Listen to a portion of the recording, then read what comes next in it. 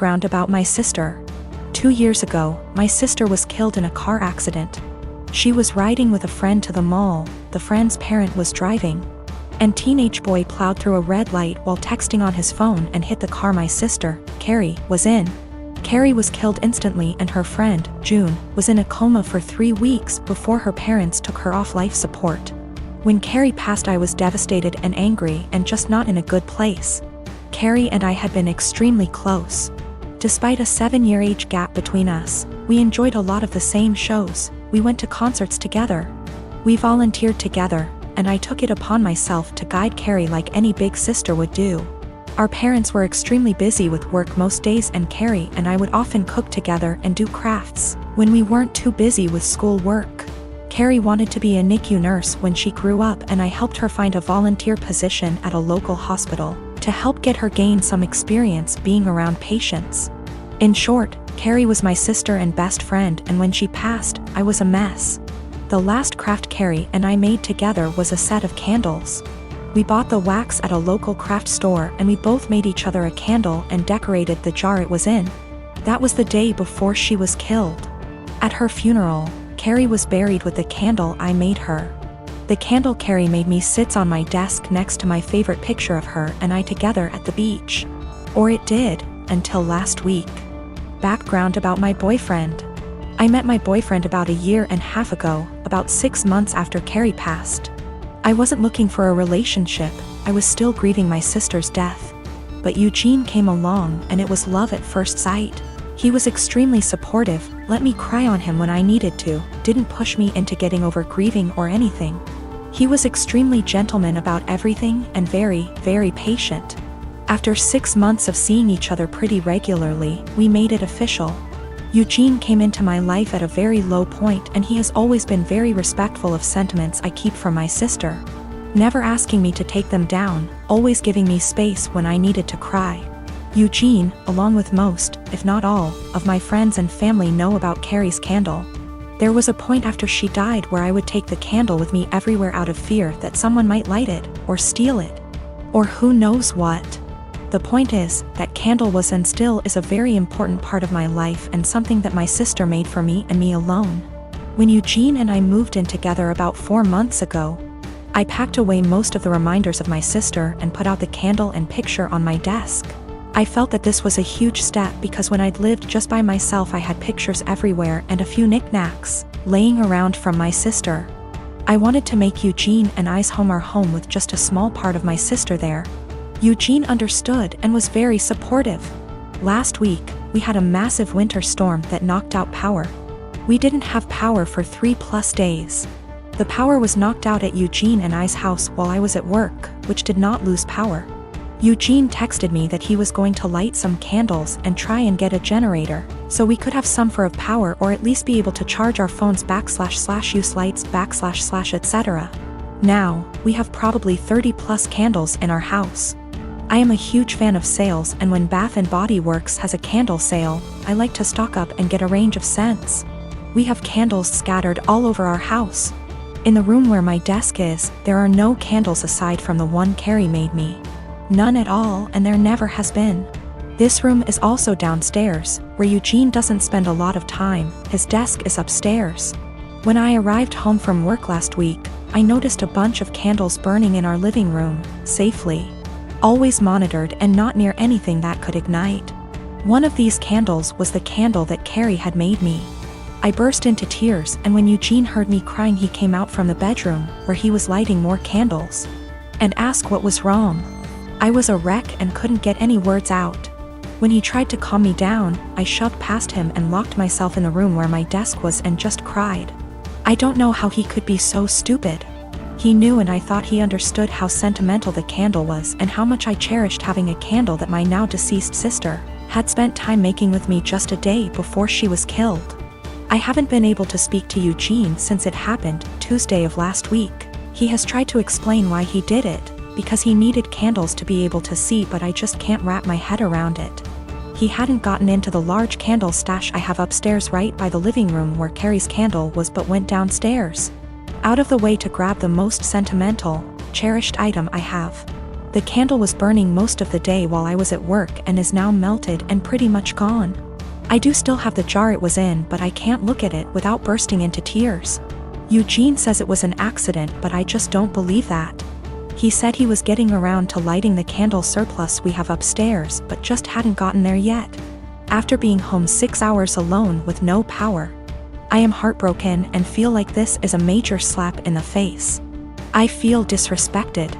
I feel like he disrespected my sister. I just don't know what to do. I don't feel like I can forgive him for this. I am 17, female. My dad has remarried about a year ago, and it's been hell from the start. I have 2 younger brothers. I work and I often help out with the bills and my 2 younger brothers. I do the exact chores that my father previously gave me.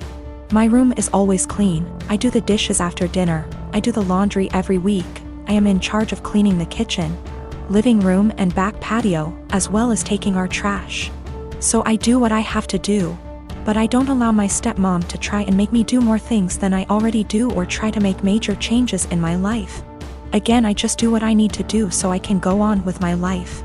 I'm just saying this to show that I am a good kid. I can admit that I really do not like my stepmom. My dad won't see it and constantly acts like I'm losing my mind, but my stepmom acts different behind closed doors. I told everyone from the beginning that I do not see her as my mom. I won't be calling her mom. And this change with her and her 4 kids moving into our apartment will not change aspects of my life. I'm not a babysitter, but she constantly disrespects that. I'm not sure why, but she loves trying to punish me, which I don't let her do. Again, I don't need disciplining. I'm just not happy anymore, and I'm done putting on a smile to please everyone of overworking myself to feel proud of. So I do what I need to do and everyone can leave me alone. She constantly tries to make me do more than I already do, go as far as to clean her bedroom, bathroom, pick out her kids' clothes, buy them clothes, and gets angry if I say no. The other day she tried coming to me telling me to call off of work to watch her kids. I told her that I won't and I am not a babysitter. Her kids are all twins, 2 of them 14, 2 of them 15. She told me that she wasn't asking me, and if I'm not there I lose my phone, car, and laptop. I pay for all that. I just said I will be going. She said I won't. Don't try arguing because my dad will put me in check. All I said was we'll see. So like I said, I went to work. I left the kids there, made them some food, and left. And she was pissed, vein popping out of her forehead, pissed. She started yelling at me, trying to take all of my stuff, but I kept them in my room and told her that I said I would not and she shouldn't be surprised. She got mad, saying why I was incompetent to even babysit a couple of kids, and she can't wait till I turn 18 to kick me out. I agreed, and she got even more mad and tried saying I will be coming straight home from school. At this point I just accused her of being a sadist and thriving off of watching people suffer. Argument was over. I went where I needed to, did what I needed to, but my dad and her have given me the silent treatment and won't even leave dinner there for me. I have 3 children, the oldest being 16M. For my birthday last week my son went out and bought me this swinging hammock chair that I had been wanting for 2 years, and it cost him quite a bit of his saved money, which I fully intend to put back into his bank account so he can continue saving. He was so excited to see me open this gift and couldn't wait to help me set it up. I told him he shouldn't have, that it was a lot of money, and his response was, "You never get anything nice. I wanted you to have it." And it was true. I usually don't get anything for my birthday or Christmases outside of Tupperware or soaps. So it might sound stupid, but I have cherished this swing ever since he got it for me. Especially where I finally have something nice that's mine. My sister-in-law comes over once a week to see all of us, and she immediately headed straight for my swing, which my son hooked up on our deck. I told her to please not sit on it, and she said, "Is there a weight limit?"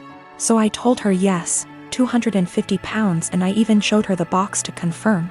She was not upset about this. She just said, "That's a bummer. They need to make something capable of holding us big girls." I simply agreed with her and went about my business. At this point my husband shows up from work. When I went inside to grab us some drinks, her and my husband are talking on the porch, and not even 5 minutes later I hear a loud crash. I go out and sure enough she had sat in my swing and the crochet netting around the hook snapped on one side, causing her to fall right on her ass. She is sitting there laughing, gets up and says, "I guess I need to learn to listen." So I lost it. As I said above, I literally never get anything nice. Never. This is the one thing that I had that was mine, and it didn't even take someone a freaking week before they ruined it for me. So I said, "I literally just told you not even 20 minutes ago that it would not hold you and to please not sit in it." She makes some comment about usually the weight limit is a lie. I thought it would hold. So I said the weight limit probably would have held if you were only 50 pounds heavier than it, not 150. She is 420-ish lbs because she is one of those girls who eat food on camera for money and she absolutely loves her weight, but regardless, instead of apologizing or offering to compensate me for my destroyed item, she has resorted to saying I'm a shitbag for making her feel like her weight is a problem and my husband is on her side. Now both of my kids, 16-year-old son and 9-year-old daughter, and my ex are extremely mad at me because I won't give up my appointed time with them. My son won't even talk to me and my daughter is crying all the time. Me and my ex divorced shortly after my daughter was born. I blame him for it and he blames me. I won't go into detail here. We ended up with a 50/50 custody agreement switching every other week. While this was 8 years ago, we're still not on good terms. We rarely ever talk to each other outside of the kids, and I'm perfectly fine with that. One thing we have agreed on since the beginning though is that we don't plan things on days that aren't ours. And unless it's extremely important, we don't switch days or weeks. In the 8 years since we've been divorced, I have never asked him to have the kids on a day that isn't mine, and I've never given him one of my days even if he begged. Well, last week my ex contacted me and told me the good news. His parents are hosting a week-long family reunion in the summer at Disneyland and he wants to take the kids. Well, the problem is that it's on one of my weeks. He asked me to let the kids stay with him that week or to switch a week with me and I shot him down. It's my week with them and I get to spend it with them. I told him if it's so important to him to reschedule, but he claims his parents can't do that and this is the only week that the whole family can go and he told me that I need to think of them. I told him tough luck and hung up on him. Well, this last Sunday when my ex dropped the kids off with me, my son refused to talk to me at all and my daughter wouldn't even look at me. When I asked my ex what was wrong, he refused to talk to me, only saying ask them in a snarky tone before leaving. When I asked my daughter what was wrong, she burst into tears and said that I was not letting daddy take them to Disneyland, asking my son, who still refuses to talk to me. It turns out that my ex told them I was not letting them go to Disneyland with him. He's trying to paint me as the bad guy. I sat both of them down last night to talk to them and explain it's my week with them, but they refused to listen to me. My daughter just cried and my son told me I'm only doing this to get back at my ex. I think it's unfair for him to do this when his parents scheduled it during my time with them. I demanded an apology from my ex and him to set things straight, but he refuses, and his last text to me being, "Can't tell them the truth 'cause they already know it." I'm so pissed right now.